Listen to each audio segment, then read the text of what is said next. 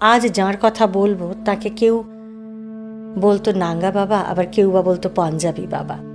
কোনটা যে তার আসল নাম তা কেউ জানে না। তিনি তোতাপুরী। সংসার শুদ্ধ মানুষ তাকে শ্রীরামকৃষ্ণের গুরু বলেছেন। তোতাপুরী যখন দক্ষিণেশ্বরে এলেন তখন কালী মন্দিরে দেবীর সামনে গভীর ভাব সমাধিতে মগ্ন রয়েছেন যুবক পূজারী রামকৃষ্ণ। ভাব চক্ষে তিনি দেখতে পেলেন যে গঙ্গায় স্নান করছেন এক উজ্জ্বল জ্যোতির্ময় পুরুষ। সেই পুরুষের সঙ্গে রামকৃষ্ণের সামনাসামনি দেখা হলো পঞ্চবটির কাছে। সাধক রামকৃষ্ণকে তিনি জিজ্ঞাসা করলেন যে তাঁর কাছ থেকে তিনি অদ্বৈত সাধনা শিখবেন কিনা। সহজ বিশ্বাসে রামকৃষ্ণ উত্তর দিলেন যে তার মা যদি অনুমতি দেন তবেই তিনি শিখতে পারবেন।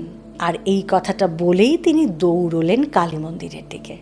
বৈদান্তিক সাধু একটু ব্যঙ্গ করে হাসলেন এবার, তবে শিষ্যকে গোপনে সন্ন্যাস দিয়ে সাধন করাতে গিয়ে দেখলেন যে তার 40 বছরের সাধনায় পাওয়া সিদ্ধি এই যুবক মাত্র 3 দিনেই লাভ করে ফেললেন।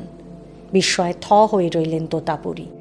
তবে তাঁর অবাক হওয়ার তখনও আরও অনেক বাকি ছিল। যে দক্ষিণেশ্বরে একদিন রোগের যন্ত্রণায় ছটফট করতে করতে শেষ রাতে গঙ্গায় আত্মহত্যা করতে যান তোতাপুরী। কিন্তু যত দূরেই তিনি যান দেখেন যে গঙ্গার জল আর কিছুতেই তাঁর বুকের ওপরে উঠছে না। ক্লান্ত বিভ্রান্ত তোতাপুরী শেষমেশ মাঝগঙ্গায় দাঁড়িয়ে চিৎকার করে ওঠেন, ইয়ে ক্যা দৈবী মায়া। আর ঠিক তখনই চারদিকে ছড়িয়ে থাকা এক অসীম মহাশক্তির উপলব্ধি হয় তাঁর। নিরাকার অদ্বৈতের সাধক এবার শক্তি মানতে বাধ্য হলেন। সেদিনই প্রথম মা কালীর সামনে সাষ্টাঙ্গে প্রণাম করলেন তিনি। গুরুর মুখে সব শুনে শিষ্য রামকৃষ্ণের সেদিন আর আনন্দ ধরে না।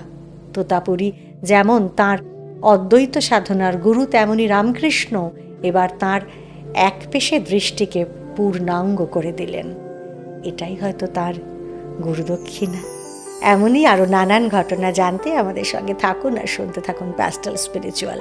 আপনারা আমার সকলের ভালো থাকার পাসওয়ার্ড।